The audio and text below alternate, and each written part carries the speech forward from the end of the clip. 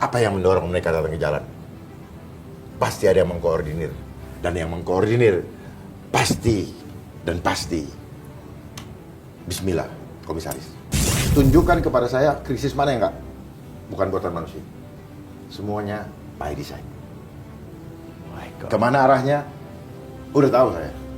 Kayak sekarang ini, sibuk-sibuk ini. Percuma, ngabisin anggaran. Ya. Mau bicara MBG, mau bicara Kopdes. Tidak akan mensejahterakan rakyat. Yang penting itu rakyat bisa mandiri. Bukan disuapin, menghina. Kita dilahirkan Tuhan bukan untuk menjadi pengemis. Hampir setiap hari rakyat Indonesia mengirimkan kepada saya betapa ada pesawat yang selalu akan denial oleh mereka bahwa ini adalah kontrail. Kontrail itu asap dari pembakaran pesawat, tapi tidak lama itu. Kalau ini panjang sekali dan setiap hari. Supaya apa? Supaya mereka mengatasnamakan polusi. Siapa yang menyebarkan itu, Bang? Ya? Siapa yang menyebarkan itu? Di bangsa kita juga. Ada panitianya. Tapi kalau masyarakatnya susah, apa untungnya untuk negara ini? Ya salah sendiri. Kenapa kita masih mau? Makanya kan waktu itu Presiden Soekarno mencoba untuk keluar dari UN. Ya. Pernah? Ya. Makanya dibuatlah gedung Konevo. Betul. Yang kura-kura itu ya. Ya. Terus kemudian mengadakan konvensi Asia Afrika. Supaya non-blok. Itu. Sudah benar padahal ya? Sudah benar. Tapi perhatikan semua negara-negara yang hadir waktu itu akhirnya dipecah-pecah oleh mereka. Yugoslavia, saya pernah tugas ke sana, dibuat jadi 6 negara. Uni Soviet. Ya, dibuat seolah-olah ada perseteruan antara agama. Ya. Padahal itu by design. Betul.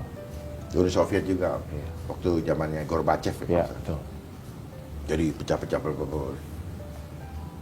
dan sebagainya. Terus sampai kapan ini berakhir, Bang? Menurut keyakinan Abang? Sampai kapan ini akan berakhir? Karena masalah itu apa? Punya nilai ekonomi. Jadi mode bisnis berbasis krisis, gitu. Pura-puranya krisis, gitu. Akan menghasilkan ekonomi. Siapa yang akan diuntungkan? Perhatikan selalu di situ. Siapa yang diuntungkan? Siapa yang diuntungkan? Siapa yang bangun narasi? Siapa yang sibuk-sibuk ketika itu? Dialah kira-kira di belakangnya. Jadi setiap sektor, perhatikan siapa yang sibuk-sibuk. Jadi hidup itu selalu begini, ada yang woro-woro dulu, terus nanti ada yang pura-pura menyambut. Lihat aja, kami mendukung. Emang dia tiba-tiba datang ke jalan?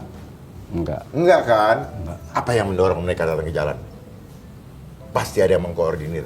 Dan yang mengkoordinir pasti dan pasti bismillah, komisaris.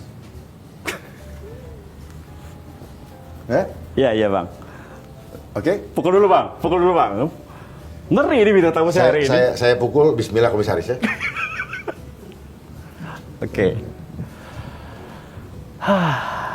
Mana sekarang? Ini berapa? 4, Bang. 4, ini 4 ya? 4. Apakah pemerintah sekarang di bawah Pak Prabowo Subianto bisa membuat negara ini makin bagus atau berubah? Dari keyakinan Abang? Selama program yang dijalankan adalah program endorse. Ini, Bang. Selama program yang dijalankan adalah program endorse dari global, saya pastikan tidak. Pastikan tidak. Itu yang cloning di jalan itu segala macam yang bicara di TV itu cuma dagelan kok. Dulu saya bangga, hebat sekali. Orang mereka pidato juga ditulisin sama stafnya kok. Hanya ngebaca, kan keren kan? Rakyat percaya sama siapa jadinya? Ya. Rakyat harus percaya dengan siapa? Rakyat sulit dibuat percaya dengan siapa. Mereka juga udah mulai distrust. Ya. Sudah distrust dengan keadaan sekarang. Maka yang penting adalah begini. Bagaimana kita membangun kesadaran dulu. Kita bangun awakening. Supaya mereka sadar bahwa mereka punya Tuhan. Mereka hidup bukan tergantung kepada manusia-manusia yang katanya melindungi. Ya. Tetapi melindungi, dia siapkan krisis, kata melindungi tadi, dia lakukan syarat-syarat supaya ya agenda mereka jalan juga. Ini krisis selalu dibuat. Tunjukkan kepada saya krisis mana yang bukan buatan manusia. Semuanya by design. My God. Kemana arahnya? Udah tahu saya. Kayak sekarang ini, sibuk-sibuk ini, percuma ngabis-ngabisin anggaran. Ya. Mau bicara MBG, mau bicara Kopdes, tidak akan mensejahterakan rakyat. Yang penting itu rakyat bisa mandiri, bukan disuapin, menghina. Kita dilahirkan Tuhan bukan untuk menjadi pengemis, betul. Orang tua menyekolahkan kita, mendidik kita bukan menjadi pengemis. Tidak pernah mereka mendoakan. Sekarang orang tuanya dibikin tidak punya pekerjaan. Masihkah kita bisa mengharapkan itu? Nggak bisa. Saya ngomong apa adanya aja. Kenapa? Kalau kita cinta bangsa, kita tidak akan berbicara lagi penuh dengan retorika, penuh dengan topeng. Faktanya begitu ya, sudah. Supaya apa? Supaya kita sadar dan kita siap-siap menghadapi itu. Jangan berpikir yang manis, tapi kita tahu dia sedang berjalan kepada kehancuran.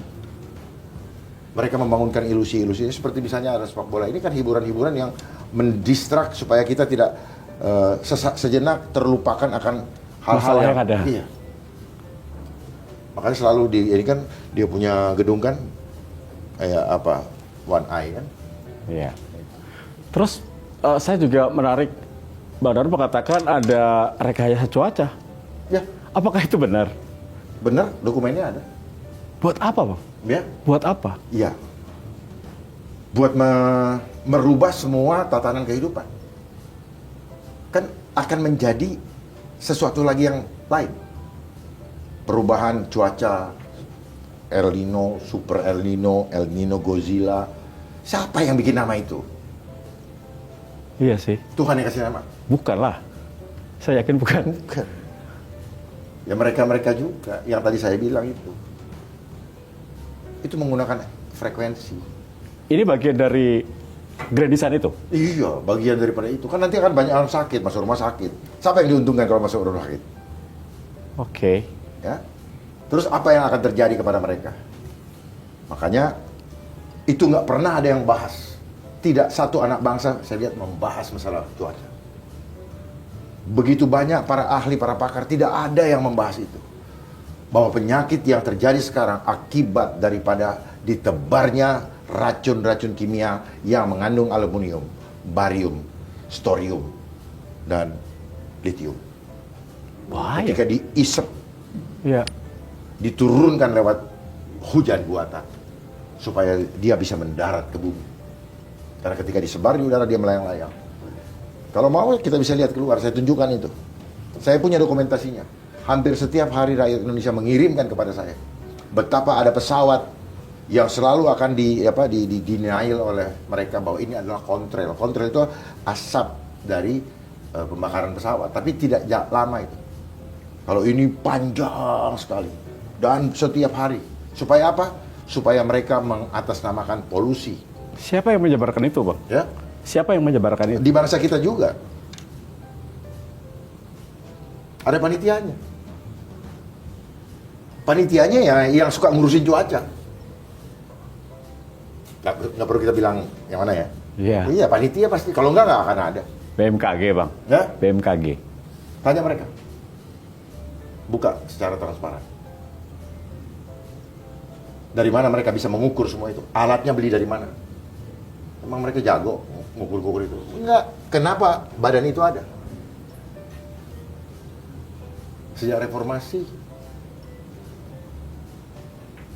Kayaknya kita ini pinter ngurusin cuaca, ngurusin ini. Kerjanya cuma ngurusin cuaca, mencatatkan segala macam kan? Gitu. So, di forum ini, di YouTube ini, di acara Break the Fact ini, Bang Dharma ingin menyampaikan apa? Kan itu kan satu rangkaian. Iya. Begitu ada begini nanti akan ada tim yang dari badan apa datang membantu korban. Iya. Ini kan satu rangkaian panitia.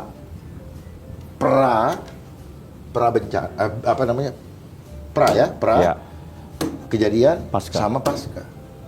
Saya waktu itu belajar di Amerika di Federal Emergency Management Agency. Saya udah tahu ilmu itu Di FBI. sebelum ada di sini. Iya. Gitu. Kalau dulu dibuat dalam satu gedung, semua institusi yang terlibat ada LO-nya.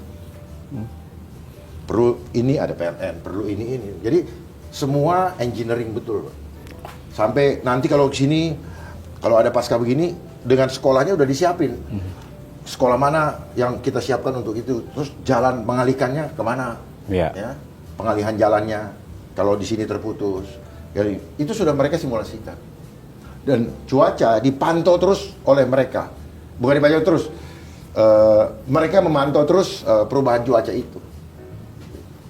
Oke, berarti menurut pengamatan keyakinan Bang Dharma ini awal dari planning mereka ya setelah Bukan masyarakat awal, banyak ini sakit. sudah menuju ke akhir. Menuju ke akhir. Iya.